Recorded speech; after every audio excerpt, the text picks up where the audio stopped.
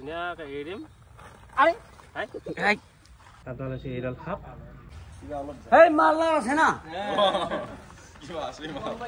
নমস্কাৰ বন্ধুসকল, মই ইয়াত উপস্থিত হ'লো বঙাবাৰী আৰু ইয়াতে সাপ এডাল ওলাইছে বোলে। মোক দাদাহঁতে ফোন কৰি পেলাই ক'লে, লগে লগে মই আহি ইয়াতে উপস্থিত হ'লো। আৰু বলকচোন মই আমি সাপডাল কি সাপ ওলাইছে উদ্ধাৰ কৰোঁ।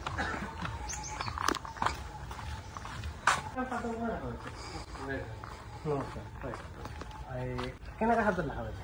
মই মানে শুই আছিলো, তাৰপিছত শুই থাকি উঠাৰ লগে লগে মানে কি সাপডাল এইটাৰ পৰা দেখিলো, একদম বহুত দীঘল মানে কি, সেইকাৰণে দেখি বোলো আপোনাক মাতিলো। ভালে আছে, আমি সাপডাল মাৰিবও যোৱা নাই আৰু সাপডালৰ ওচৰতো যোৱা নাই। আৰু বন্ধুসকল, এতিয়া প্ৰায় গৰমৰ ছিজন আহি আছে আৰু গৰমৰ ছিজন আহি থকাৰ কাৰণে প্ৰায় সাপবোৰ এতিয়া ওলাবলৈ ধৰিছে। কেতিয়াবা যদি আপোনালোকৰ ঘৰৰ ওচৰত বা আপোনালোকৰ ঘৰৰ ভিতৰত যদি সাপ দেখা পায়, তেতিয়াহ'লে আপোনালোকে সাপ কোবাই মাৰিবলৈ চেষ্টা নকৰিব আৰু সাপৰ ওচৰলৈ নাযাব, হয়তো কেতিয়াবা বিপদ হৈ যাব পাৰে।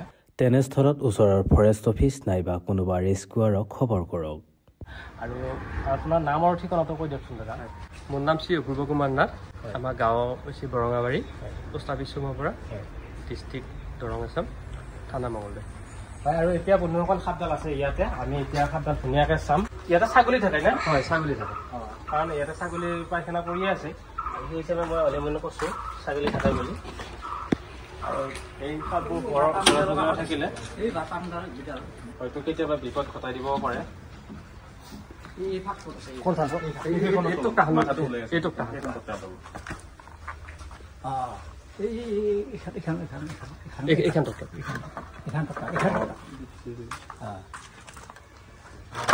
বন্ধুসকল সাপডাল আছে একেবাৰে ভিতৰত, এইডাল সাপ একদম কেমেৰাত একদম পুৰা টানি দিছোঁ। এতিয়া বন্ধুসকল প্ৰায় গৰমৰ ছিজন পৰিছে কাৰণে সাপবোৰ ওলাবলৈ ধৰিছে গাঁতৰ ভিতৰৰ পৰা খাদ্যৰ সন্ধানত।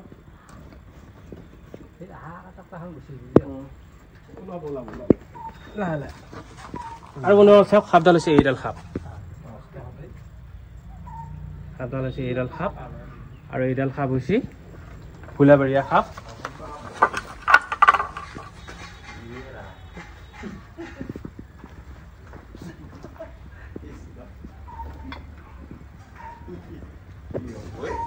এনেকুৱাকৈ সাপ বহুত দিন ধৰা নাছিলো।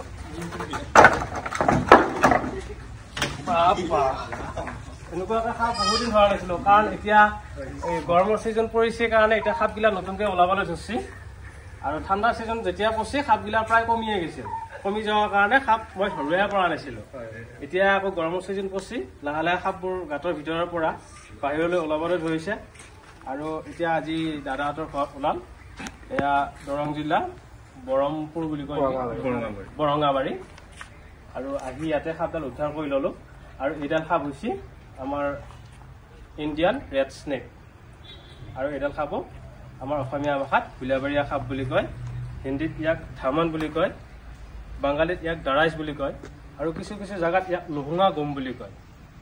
আৰু এইডাল সাপ হৈছে সম্পূৰ্ণৰূপে অবিষাক্ত সাপ, আৰু মানুহে এইডাল সাপক কলিফেটি সাপ বুলি বা হেৰি সাপ বুলি পেলাই এনে মাৰে। ই এটা হৈছে আমাৰ খেতিয়কৰ একমাত্ৰ বন্ধু, ধুনীয়া বস্তু এটি।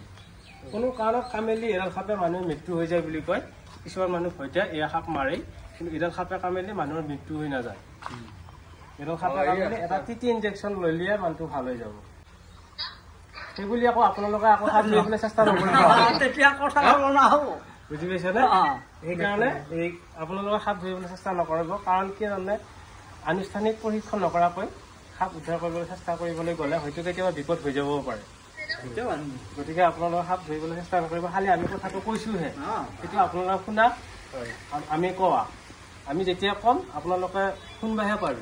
আৰু তেওঁলোকৰ ঘৰত কোনো মাইকী মানুহ নাই নেকি? আজি ওচৰত বিয়া আছে মানে তাতে গৈছে। তাকেতো দেখা পালে বৰ হাল্লা চিল্লা লগাইলা হয় আৰু চাবও পাৰিলা হয়, কাৰণ মোবাইলতো দেখাই আছো, প্ৰায় মোবাইলতে দেখা পোৱাই মানুহ, ডাইৰেক্টটো দেখাই নাপায়। কাৰণ আপোনালোকক মই ধন্যবাদ দিছো, কাৰণ সাপডাল মাৰা নাই। আৰু এইডাল সাপেতো একো নাজানে কাৰণেহে আহিছে। আৰু সাপডালটো একেবাৰে মোতকেও চৰা নহয়নে বাৰু? বয়স হৈছে এইটো সাপ। এইডাল সাপে বেং, নিগনি, এন্দুৰ এইবিলাক খায়, ই ভোজন হিচাপে গ্ৰহণ কৰে।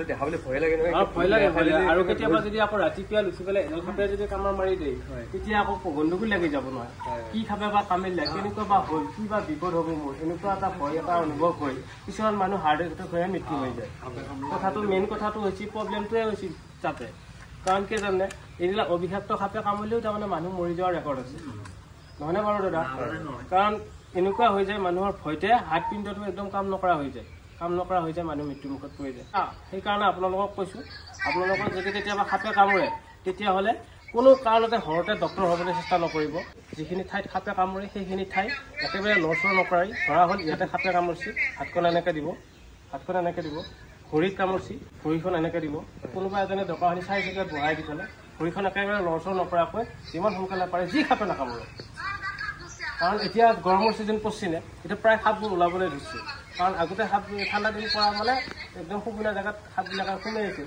গাঁতৰ ভিতৰত এতিয়া গৰমৰ দিন গৈছে কাৰোবাৰ কেতিয়া বিপদ আহে ভগৱানে নকৰক আল্লাই নকৰক কেতিয়াবা যদি বিপদ হৈ যায় আপোনালোকৰ যদি বিপদ হৈ যায় তেতিয়াহ'লে আপোনালোকে মই কোৱা কামটো কৰিব একেবাৰে সোনকালে উপকৃত হ'ব পাৰিব আৰু যদি আপোনালোকৰ যদি ওজা কবিৰাজ বেজ বিচাৰি পেলাই যদি তন্ত্ৰ মন্ত্ৰ বিচাৰি পেলাই যদি যায় তেতিয়াহ'লে আপোনালোকৰ বিপদ হোৱাটো বাঞ্ছনীয় নে কি কৰে দাদা আমি দেখোন হেৰি কৰিলে ফুচফুচাই এতিয়া দেখোন মাত বোলে আহি গ'ল নহয়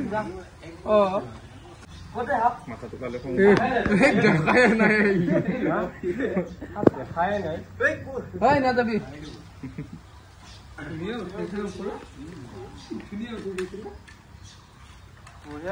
বঢ়িয়া ষ্টাইল দেই কেতিয়াবা ভালে লাগে ষ্টাইল বিলাক দাদা কোন পৰা আহিছা জাগাৰ পৰা আহিছা সাপ ধৰি আহিছো মেইন সাপটো ধৰি আহিছা ঠিকে আছে আৰু সেইকাৰণে ভয় কৰা নাই নাই অলপ যাবাও লাগে সাপ ধৰি আহিছো ৰহিটো খাব লাগে ৰহিটো খাব ঠিক কৈছ হয়নে নহয় অকল যে বাহিৰাটোৱে খাব লাগিব হেল্ল' চাম্ভ বুলি কওঁ বস্তা সোমাও দাদাই কোৱা নহ'লে শুনি দিছো যদি দাদাই নকলি হয় ঘৰত তালে আহিছে নাজানো বহুত বুলিও শুনছি বুজানে বহুত কিন্তু নাজানো অলপ জানে ফুৰিবা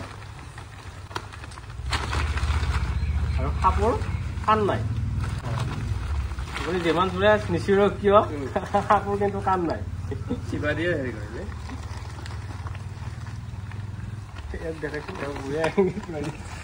মন্ত্ৰ মাৰি দিছিলা নেকি দাদাই কিবা জানা নেকি মন্ত্ৰতন্ত্ৰ অলপ জানে আহি পোৱা ল'লে বস্তাটো মই খেল অলপ এই মালা আছে না কিবা আছে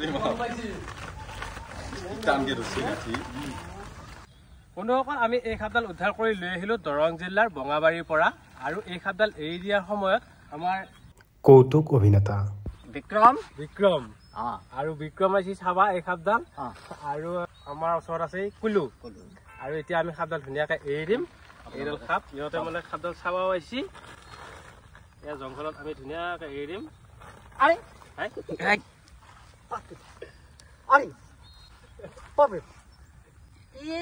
খাব খাব সাপ ধৰি আনিছা কি জন্তু আনিছে চাই এই সাপ বন্ধুসকল চাওক এইডাল সাপ দেখিছে এইয়া এই সচিতত সাপডাল ধৰি আনিছে দেখিছা এই সচিত সাপ আপোনালোকে চাই থাকক মন পুতি চাব দেখিছে নাই ইয়াতে ধৰি আনিছে আৰু বন্ধুসকল এতিয়া আমি ধুনীয়াকে এই হাবিত এৰি দিম সাপডাল ইয়াতে খাদ্য বিচাৰি ভোজন হিচাপে গ্ৰহণ কৰিব পাৰিব এতিয়া আমি ধুনীয়াকে জংঘলত এৰি দিছোঁ খাই যাব যাওঁ বাছা যাওঁ যাওঁ